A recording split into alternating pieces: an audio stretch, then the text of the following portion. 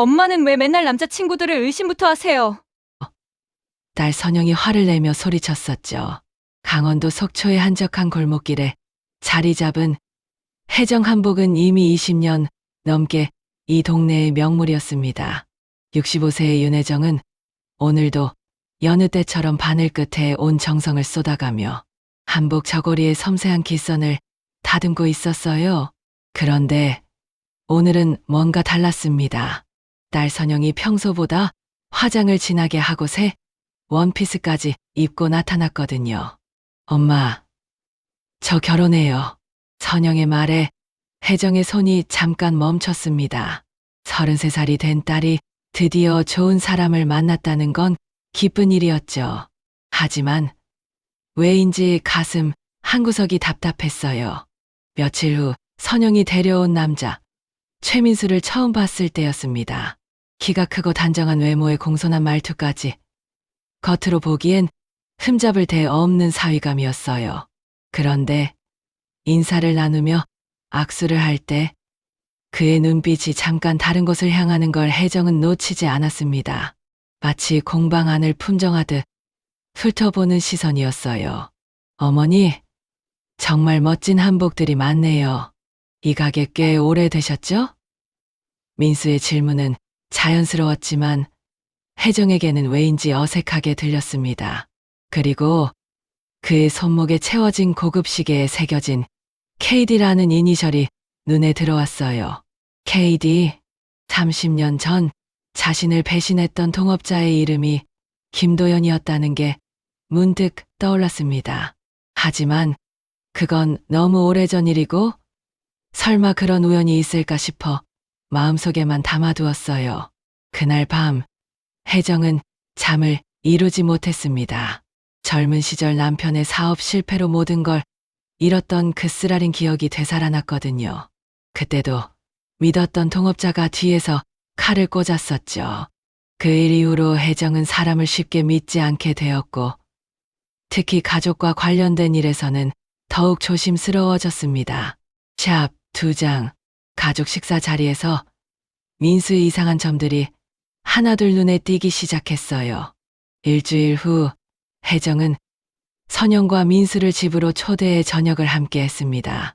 혜정이 정성껏 준비한 갈비찜과 나물 반찬들을 보며 민수는 계속 칭찬을 아끼지 않았어요.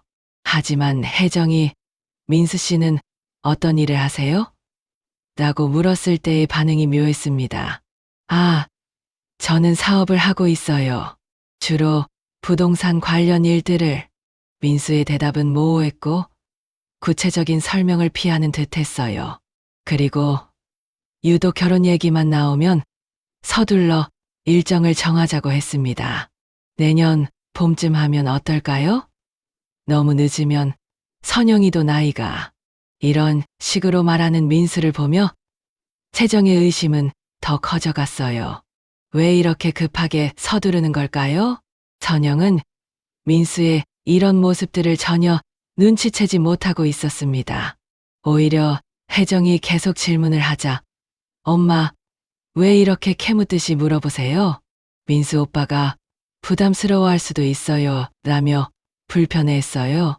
그날 밤 선영이 돌아간 후 혜정은 민수에 대해 더 알아보기로 결심했습니다. 인터넷을 검색해보니 최민수라는 이름으로는 특별한 정보가 나오지 않았어요.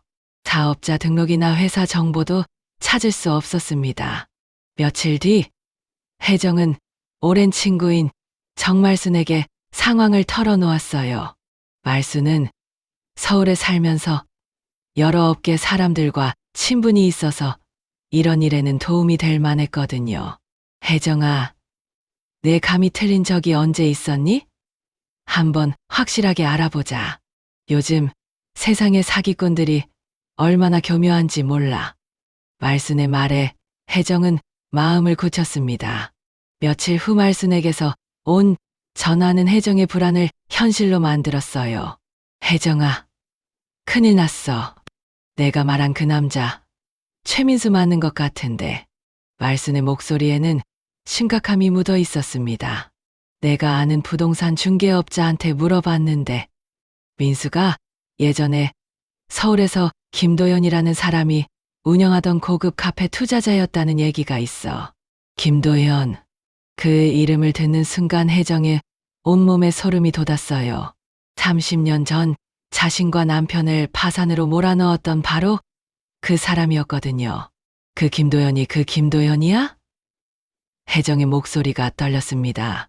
아직 확실하지는 않지만, 혜정아, 혹시 내 가게를 노리는 건 아닐까? 속초 바닷가 쪽 땅값이 요즘 많이 올랐다던데.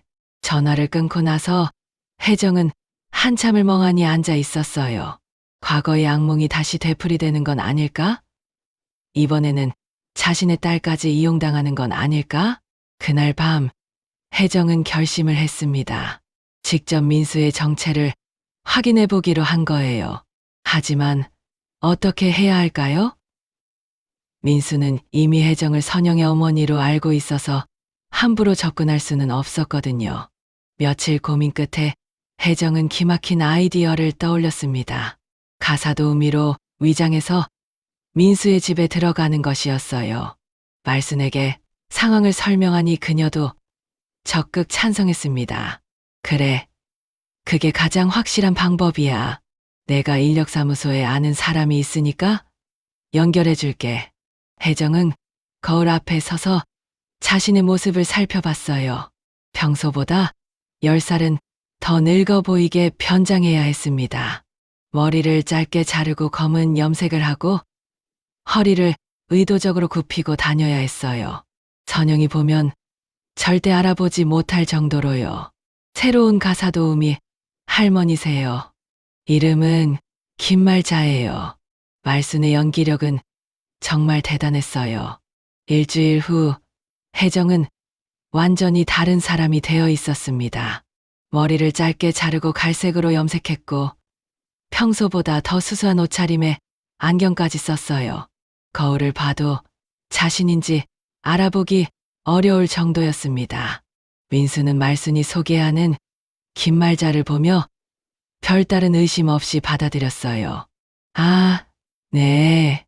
일주일에 3일 정도만 와서 청소하고 간단한 요리 좀 부탁드릴게요.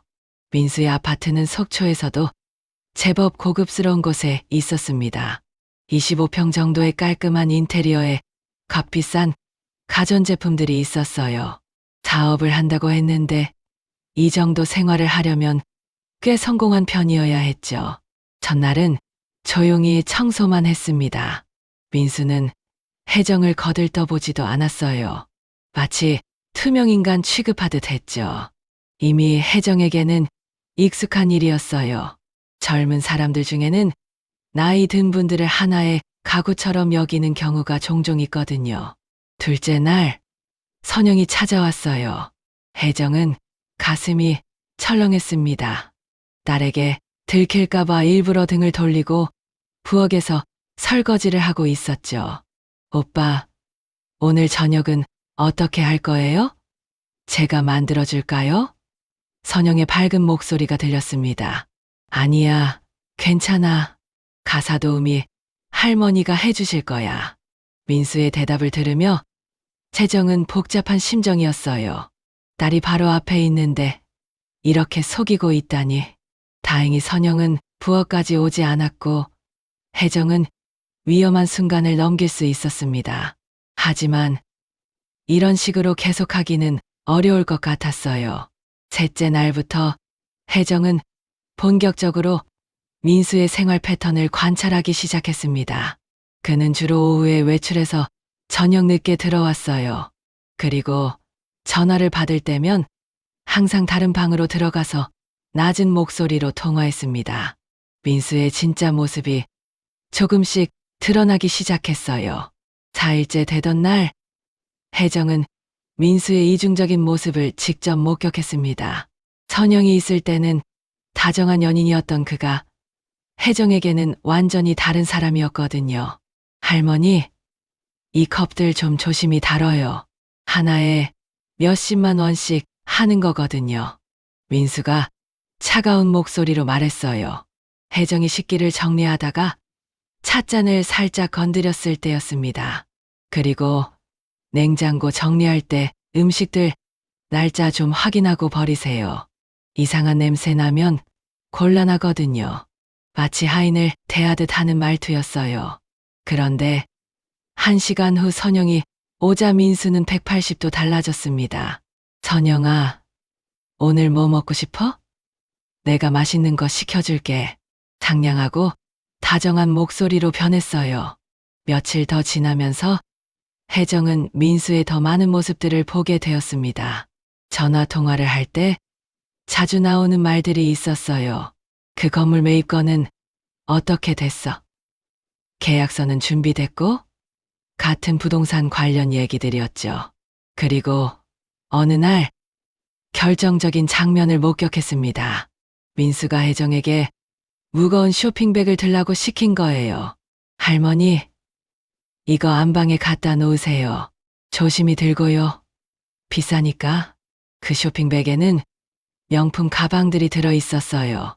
어디서 이런 돈이 나오는 걸까요? 사업을 한다고는 했지만 구체적으로 뭘 하는지 알 수 없었는데 말이에요. 혜정은 점점 확신하게 되었습니다. 민수는 겉모습과 달리 속이 뒤틀린 사람이라는 걸요. 선영 앞에서만 가면을 쓰고 있는 거였어요. 그날 밤 혜정은 말순에게 전화를 걸었습니다. 말순아, 내 예감이 맞는 것 같아. 이 남자 뭔가 숨기고 있는 게 분명해. 그래? 그럼 이제 결정적인 증거를 찾아야겠네. 조심해서 해, 혜정아. 드디어 결정적인 증거를 발견하게 되었어요. 일주일째 되던 날, 민수가 오전 일찍 급한 볼일이 있다며 외출했습니다. 할머니, 오늘은 거실 청소 좀 꼼꼼히 해주세요. 저녁에 중요한 손님이 오거든요. 혜정은 이때다 싶어서 평소보다 더 꼼꼼히 청소를 하는 척하며 집안을 살펴봤어요. 거실 TV 아래 서랍장을 정리하던 중에 뭔가 이상한 걸 발견했습니다. 서랍 맨 아래쪽에 서류 봉투가 하나 있었어요. 실수를 가장해서 봉투를 열어봤더니 그 안에는 여러 장의 계약서 사본들이 들어 있었습니다. 그중 하나를 보는 순간 혜정은 온몸이 굳어버렸어요. 속초한복 공방 매입 추진 계획서라는 제목이 적혀 있었거든요. 그리고 계약서 하단에는 김도현이라는 서명이 선명하게 적혀 있었어요. 이게 뭐야? 혜정의 손이 떨렸습니다. 계획서를 자세히 읽어보니 더욱 충격적인 내용들이 나왔어요. 해당 한복 공방은 속초 시내 핵심 상권에 위치하고 있으며 향후 개발 예정 지역과 인접해 있어 투자 가치가 높음, 현재 사업주와의 개인적 관계를 통해 우호적 매입 추진 중. 개인적 관계라는 게 바로 선영과의 결혼을 통한 관계를 말하는 거였어요. 민수는 처음부터 혜정의 가게를 노리고 선영에게 접근한 거였습니다. 더 끔찍한 건 계획서 마지막 부분이었어요. 매입 완료 후 기존 건물 철거하고 상업시설 신축 예정, 예상 수익률 300% 이상, 혜정이 평생에 걸쳐 일궈낸 한복 공방을 없애고 상업시설을 지으려는 계획이었던 거예요. 그리고 그 뒤에는 30년 전 자신을 배신했던 김도연이 있었습니다. 급히 계약서들을 휴대폰으로 촬영한 후 원래 자리에 다시 놓아두었어요. 손이 너무 떨려서 제대로 찍히지 않을 정도였습니다. 이제 확실해졌어요. 민수는 사랑 때문에 선영에게 접근한 게 아니라 돈 때문이었습니다. 그리고 그 배후에는 여전히 김도현이 있었어요. 혜정은 당장이라도 선영에게 달려가서 모든 걸 말하고 싶었지만 참았습니다. 아직 확실한 증거가 더 필요했거든요. 이제 모든 걸 끝낼 때가 왔어요. 다음 날 혜정은 민수가 외출하는 걸 몰래 따라 나섰습니다. 버스를 갈아타며 시내 한 카페까지 따라갔는데 그곳에서 민수가 만난 사람을 보고 혜정은 숨이 막혔어요. 30년이 지났지만 여전히 기억할 수 있었습니다. 김도연이었어요. 예전보다 나이가 들고 살이 쪘지만 그 특유의 교활한 눈빛은 여전했어요. 혜정은 멀리서 그들의 만나는 장면을 휴대폰으로 촬영했습니다. 두 사람이 서류를 주고받으며 진지하게 얘기하는 모습까지 담았어요. 그날 저녁, 혜정은 마침내 결심을 굳혔습니다. 이제 그만 끝내야 할 때였어요. 선영아, 내일 저녁에 민수 오빠랑 같이 우리 집에 와. 중요한 얘기가 있어. 혜정은 평소보다 진지한 목소리로 딸에게 전화를 걸었어요. 엄마, 무슨 일이세요? 목소리가 이상해요. 선영이 걱정스럽게 물었습니다. 내일 보면 알게 될 거야. 다음 날 저녁, 선영과 민수가 혜정의 집에 왔어요. 민수는 평소처럼 웃으며 인사했습니다. 어머니, 안녕하세요. 오늘은 무슨 좋은 일로 저희를 부르신 거죠? 혜정은 그들을 거실로 안내한 후 준비해둔 자료들을 테이블 위에 올려놓았어요. 계약서, 사본들과 김도영과 찍은 사진들이었습니다. 민수 씨, 이게 뭔지 설명해 줄 수 있어요? 혜정의 목소리는 차가웠어요. 민수의 얼굴이 순간 굳어졌습니다. 이게 어떻게 일주일 동안 당신 집에서 가사도우미로 일했거든요.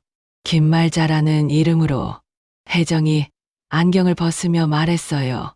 선영이 깜짝 놀라며 엄마를 쳐다봤습니다. 엄마, 그게 무슨 말이에요? 선영아, 이 사람은 내가 사랑해서가 아니라 우리 가게를 차지하려고 내게 접근한 거야. 그리고 그 뒤에는 30년 전 우리 가족을 망하게 했던 김도연이 있어. 모든 진실이 밝혀지는 순간이었어요. 진실은 아팠지만 그 끝에는 새로운 시작이 있었어요. 민수는 더 이상 변명할 수 없었습니다. 증거가 너무 확실했거든요. 저는 처음엔 그런 마음이었지만 선영 씨를 만나면서 정말로 그만해요. 혜정이 단호하게 말을 끊었어요. 30년 전에도 김도연은 똑같은 말을 했었거든요. 처음엔 사업이었지만 나중엔 정말 친구가 되고 싶었다고. 선영은 충격에 빠져 한참 동안 말을 하지 못했어요. 그러다가 갑자기 울음을 터뜨렸습니다. 엄마, 정말이에요? 민수 오빠가 정말 그런 사람이에요? 혜정은 딸을 안으며 말했어요. 선영아, 엄마가 왜 이렇게까지 했을 것 같니? 너를 지키려고 그런 거야. 며칠 후 민수는 속초를 떠났습니다. 김도연도 더 이상 혜정의 가게에 접근할 수 없게 되었어요. 혜정이 경찰에 신고해서 사기 시도로 조사를 받게 되었거든요. 선영은 처음에는 엄마를 원망했어요. 엄마가 나를 믿어줬으면 이런 일까지 벌어지지 않았을 텐데. 하지만 김도연의 과거 전과 기록들을 보고 나서는 눈물로 사과했습니다. 엄마, 미안해요. 엄마가 옳았어요. 선영이 혜정의 품에서 울었어요. 선영아, 사랑은 믿음이지만 믿음은 검증이 있어야 하는 거야. 엄마가 너무 의심 많은 것 같았지? 하지만 가족을 지키는 일에는 의심이 필요할 때가 있어.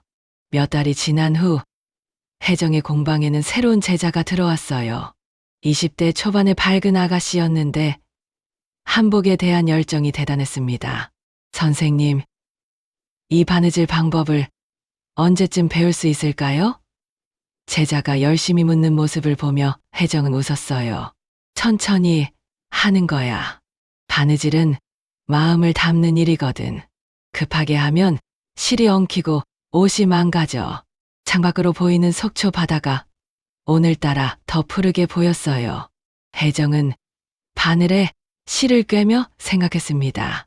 인생도 바느질과 같은 것 같아요. 한 땀 한 땀 정성을 들여야 하고 때로는 잘못된 부분을 뜯어내는 용기도 필요하죠. 선영은 이제 다시 새로운 사람들을 만나고 있어요. 이번에는 더 신중하게, 그리고 엄마의 조언도 귀담아 들으면서요. 혜정은 오늘도 한복 저고리에 마지막 단추를 달며 중얼거렸어요. 정성으로 만든 건 오래가는 법이야.